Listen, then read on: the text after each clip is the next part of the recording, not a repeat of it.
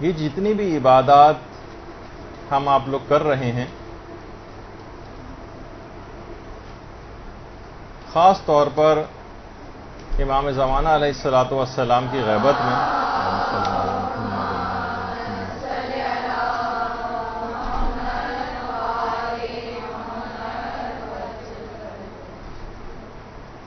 اس کی جتنی اہمیت آج کل کے دور میں ہے اور جتنا زیادہ ثواب اور فضیلت آج کل کے دور میں ہے، اس کے متعلق آیت اللہ بہجت یہ فرماتے تھے کہ زمانہ غیبت میں عبادت کرنے کا جو ثواب اور فضیلت ہے وہ امام زمانہ کے ظہور میں عبادت سے بھی زیادہ ہے۔ یعنی جب خود امام موجود ہوتا ہے اس سے بہت سی چیزوں میں بڑی ڈھارس رہتی ہے، بہت ساری باتیں ایسی ہوتی ہیں کہ مومن کے دل کو ایک تقویت رہتی ہے، لیکن جب کوئی بھی شخص اپنے امام سے دور ہوتا ہے، یعنی فزیکلی امام اس کے سامنے موجود نہ ہو، ان سے رابطہ کرنا اس کے لیے ممکن نہ ہو، تو پھر بہت ساری چیزوں میں اور خاص طور پر عبادت کرنے میں اس کے اعمال میں بہت سی کمی واقع ہونے لگتی۔ تو بڑی اہمیت والی بات ہے کہ آج کل کے دور میں اگر آپ اپنی عبادات کو اور اپنے شرعی وظائف کو آپ پورا کرتی رہیں گی تو بہت شرف اور فضیلت کی بات ہے، اور اس سے بھی زیادہ ہے کہ جو زمانے عصر ظہور میں آپ کریں گی۔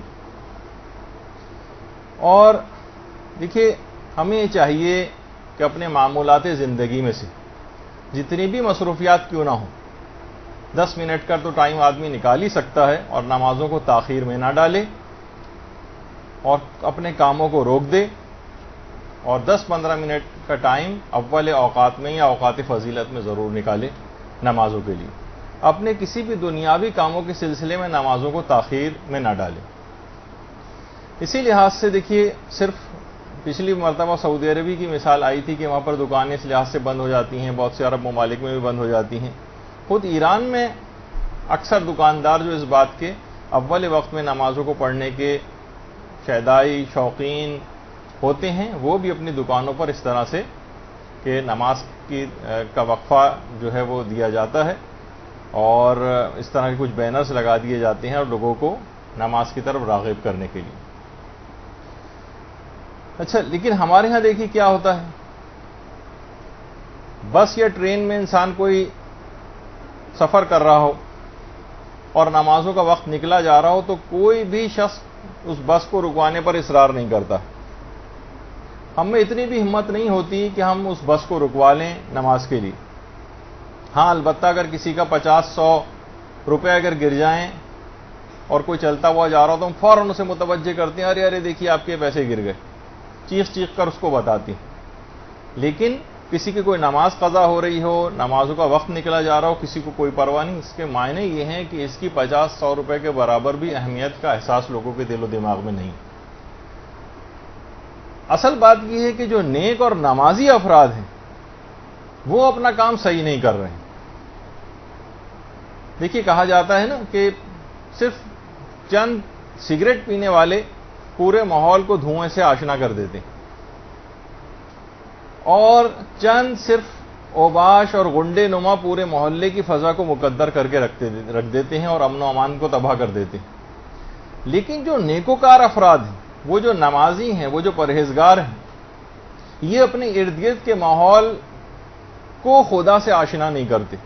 یہ اس کے لیے صرف اپنی عبادت میں لگے رہتے ہیں خالی، یا دوسرے افراد کو اس کی ترغیب نہیں دیتے، اس کی طرف بلاتے نہیں ہیں، اس کے کوئی ایسے اقدامات نہیں کرتے ہیں۔ اور اقدامات میں سے دیکھیے، ایک تو یہ جیسے پچھلی مرتبہ بات آئی تھی کہ ہر وقت اگر انسان باوضو رہے، ہر وقت، تو اس کے اندر خود ایک نورانیت ہے جو دیگر افراد تک بھی روحانیت پہنچتی ہے۔ یعنی اگر آپ کے گھر میں کوئی ایک شخص ہر وقت باوضو رہتا ہے تو اپنی اس نورانیت کو دوسرے افراد میں بھی منتقل کرتا ہے۔ تو بہت سی احادیث میں بھی یہ بات آئی ہے کہ جس طرح تم زندگی گزارو گے اسی طرح تم کو موت آئے گی، جس طرح بھی تم زندگی گزارو گے اسی طرح تم کو موت آئے گی۔ دیکھیے ہمارا المیہ کیا ہے آج کل کے دور میں. آج کا مسلمان تعلیم جو ہے وہ انگلینڈ میں حاصل کرنا چاہتا ہے, ملازمت امریکہ میں کرنا چاہتا ہے, اور رہنا جو ہے وہ کینیڈا میں چاہتا ہے, بات انگریزی میں کرنا چاہتا ہے, کھانے چائنیز کھانا چاہتا ہے, اٹیلین پیزا اور رشین سیلیڈ کھانا چاہتا ہے, مصنوعات جتنی ہیں وہ مثلا چائنا کی استعمال کرنا چاہتا ہے, چھٹیاں جو ہیں وہ یورپ میں گزارنا چاہتا ہے, فلمیں جو ہے کون کون سے ہالی اور بالی ووڈ جو ہیں گانے ان کے سننا چاہتا ہے. لیکن کیا ہے, زندگی کا اختتام وہ کربلا میں چاہتا ہے, اور تدفین جو ہے وہ چاہتا ہے کہ میری جنت البقیع میں ہو, اور موت کے بعد جو ہے وہ میں جنت میں چلا جاؤں. یعنی جینا کافروں کا سا چاہتا ہے, فاسقوں کا سا چاہتا ہے, فاجروں کا سا چاہتا ہے, لیکن مرنا اور انجام جو ہے وہ مقام حاصل کرنا چاہتا ہے متقین اور صالحین کا. دنیا میں زندگی اسلام مخالفوں کی طرح سے گزارنا چاہتا ہے, بے نمازی بن کر, جس طریقے سے جو اور احکامات شریعت سے لاپرواہ افراد ہیں ان کی طرح سے زندگی گزارنا چاہتا ہے, اور موت اہل ایمان کی طرح سے چاہتا ہے. یہ ممکن نہیں ہے. جیسی زندگی اس نے گزاری ہے ویسی ہی اس کو موت آئے گی. یہ جو حدیث ہے نا آپ کے سامنے, جیسی تم زندگی گزارو گے ویسی تم کو موت آئے گی, اور جس انداز میں تم کو موت آئے گی اسی انداز میں تمہارا حشر ہوگا, اسی انداز میں تم قیامت میں اسی طرح سے اٹھائے جاؤ گے. تو دیکھیے اگر ہم زندگی گزاریں گے باوضو ہو کر, ہر وقت کوشش کریں کہ باوضو رہا جائے, تو ہمیں نمازوں کی معراج ملے گی. اور جو کوئی شخص بھی ہر وقت باوضو رہنے کی کوشش کرتا ہے تو وہ خود بخود نماز کے لیے اس کے اندر ایک آمادگی پائی جاتی ہے.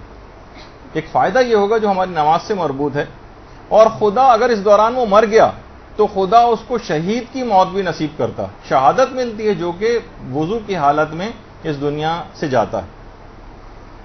اچھا دیکھیے بہت سارے ہمارے, جیسے میں نے ابھی کہا نا کہ ہم جو ہیں جو نمازی ہیں, پرہیزگار ہیں, باوضو رہنے والے افراد ہیں, یہ دوسروں کو ترغیب نہیں دلاتے, جس کی وجہ سے لوگوں میں نیکیاں پھیل نہیں رہی. برائی کرنے والے برائیوں کو بہت زیادہ پھیلاتے ہیں. دنوں رات آپ ٹی وی پہ دیکھ لیں کون سی برائی کس نت نئے اینگل سے کرنے والے کتنی محنتیں کر رہے ہیں اور کتنا پیسہ خرچ کر رہے ہیں. نیکوکار حضرات نہ تو تبلیغ کر رہے ہیں, نہ کوئی پیسہ خرچ کرتے ہیں دین کے لیے. تو پھر نتیجہ یہی ہوگا کہ جو بھی آدمی اس میں کام کرے گا وہی کامیابی بھی حاصل کرے گا. کامیابی تو کام سے ہوتی ہے, نہ کہ حسن کلام سے. تو بہرحال ایک بزرگ تھے, وہ لوگوں کو دیکھیں کس طرح سے مشق کرواتے تھے اس کی. مہمانوں کے لیے دسترخوان لگ جاتا تھا, اور اس کے بعد مخاطب کر کے کہتے تھے جب مہمان دسترخوان پہ بیٹھ جاتے تھے کہ میری بات کو دل کے کانوں سے سنو. یہ کھانا جو تمہارے سامنے رکھا گیا ہے لا کر, جب اس کی فصل کاشت ہو رہی تھی تو وہ بھی کاشت کی گئی تھی وضو کے ساتھ. میں نے اس فصل کو پانی دیا تھا وضو کے ساتھ, اس فصل کو کاٹا تھا میں نے وضو کے ساتھ, گندم کو بھوسے سے الگ کیا تھا وضو کے ساتھ, گندم کو پیسا گیا تھا وضو کے ساتھ, آٹا گوندا گیا تھا وضو کے ساتھ, روٹی پکائی گئی تو وضو کے ساتھ, اور روٹی کو دسترخوان پر لایا بھی گیا تو وضو کے ساتھ. اب کیا ہی اچھا ہو کہ آپ بھی وضو کر کے اس کو تناول فرما لیں.